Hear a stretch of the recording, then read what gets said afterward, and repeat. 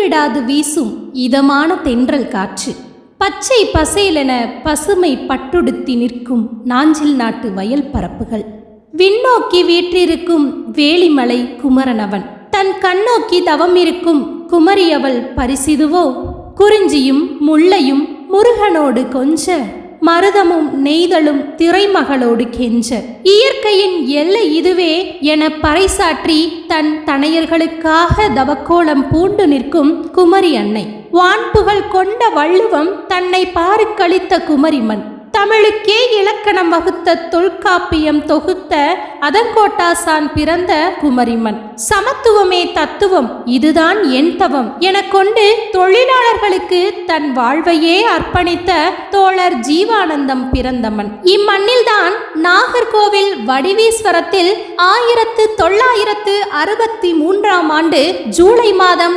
18 அன்று தோழர் ஆர் நாகராஜன் பிறந்தார். தந்தையார் மறைந்த திரு ராமசாமி பிள்ளை, தாயார் மறைந்த திருமதி சிதம்பர வடிவு அவர்கள். 5 சகோதரர்களுக்கும் 3 சகோதரிகளுக்கும் நடுவில் தன் பிள்ளை பருவத்தை கடந்து வடிவீஸ்வரம் அரசு தொடக்கப் பள்ளியில் 5ஆம் வகுப்பு வரை படித்தார். தேசிய விநாயகத்தின் கவி பெருமை தினமும் கேட்பது என் செவி பெருமை என போற்றப்பட்ட கவிமணி தேசிக விநாயகம் பிள்ளை அவர்களின் பெயர் கொண்டு விளங்கும் டிவிடி மேல்நிலை பள்ளியில் 1980 தன் மேல்நிலை படிப்பை முடித்தார். பின்னர் அரசு பாலிடெக்னிக் கல்லூரியில் மின் பொறியியல் பட்டய படிப்பை முடித்துவிட்டு சுய தொழிலில் ஈடுபட்டார். 1990 செப்டம்பர் 14 அன்று மீனாட்சி அவர்களை கரம் பிடித்தார் தோழர். இவர்களுக்கு 2 குழந்தைகள். இவரது மூத்த மகள் அபிராமி எம்ஆர்க் முடித்துள்ளார். 2021 இவரது திருமணம் நடைபெற்றது. மருமகன் திரு செல்வக்குமரன் கங்கை கொண்டானில் கம்பெனி ஆடிட்டராக பணிபுரிகிறார். மகன் சபரீஷ் BA கம்யூனிகேஷன் இன் போட்டோகிராஃபி UK பர்மிங்காம் பல்கலைக்கழகத்தில் முடித்துவிட்டு ஃப்ரீலான்ஸ் போட்டோகிராஃபராக வேலை செய்கிறார். தோழர்கள் MM ரோலி மற்றும் மறைந்த தோழர்கள் AK சுபாஷ்குமார், A சேகர் போன்ற 26 பேர்களை கொண்ட குழுவில் 13/10/1986 அன்று தென்னக ரயில்வேயில் டீசல் அசிஸ்டண்டாக வேலைக்கு சேர்ந்தார்.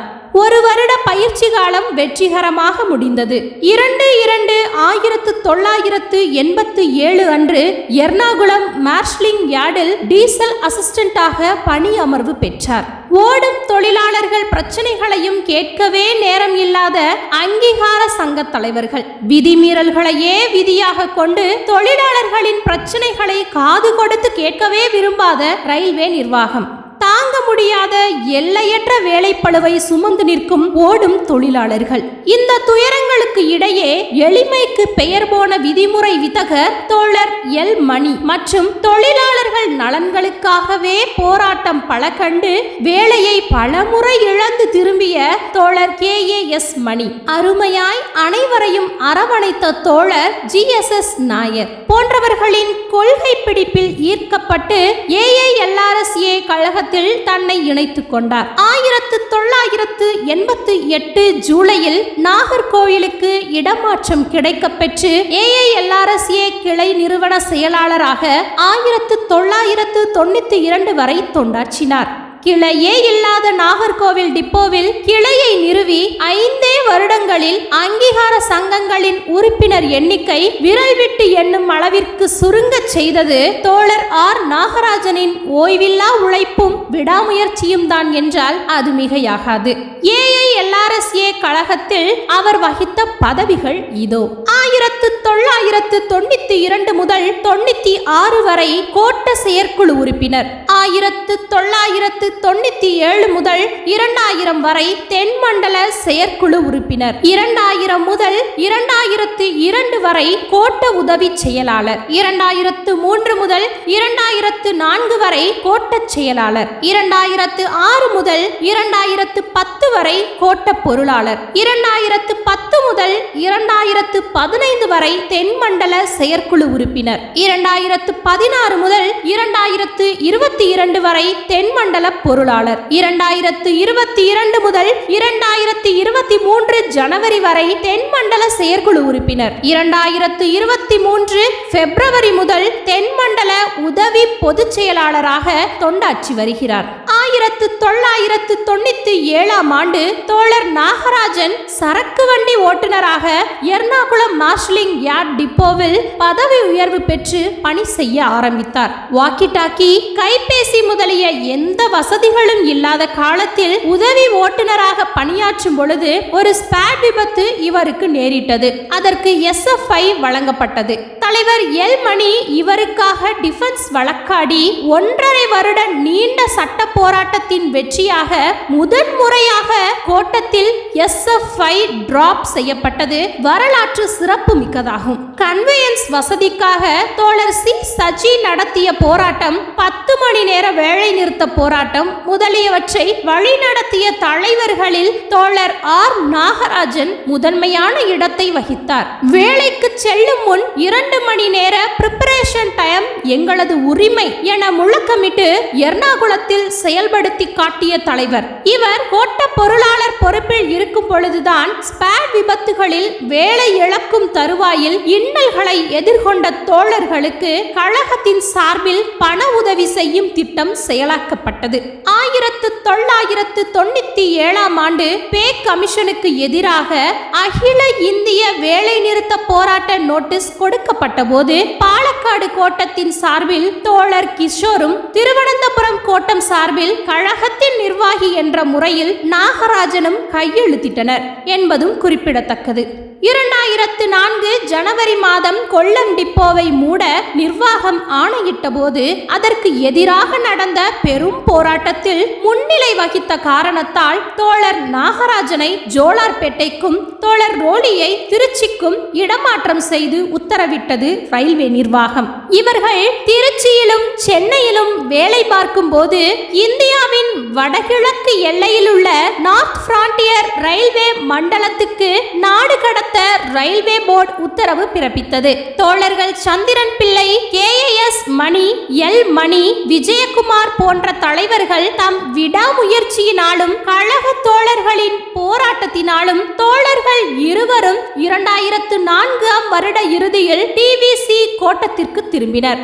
2003 வருடம் கொல்லம் டிப்போவில் பயணிகள் ரயில் ஓட்டுநராக பணிபுரிந்த போது செங்கனூர் ரயில் நிலையத்தில் LCT T1425 வழங்கப்பட்ட போது அதை சரிபார்க்க சட்டப்படி வழங்கப்பட வேண்டிய T1425A வழங்கப்படவில்லை.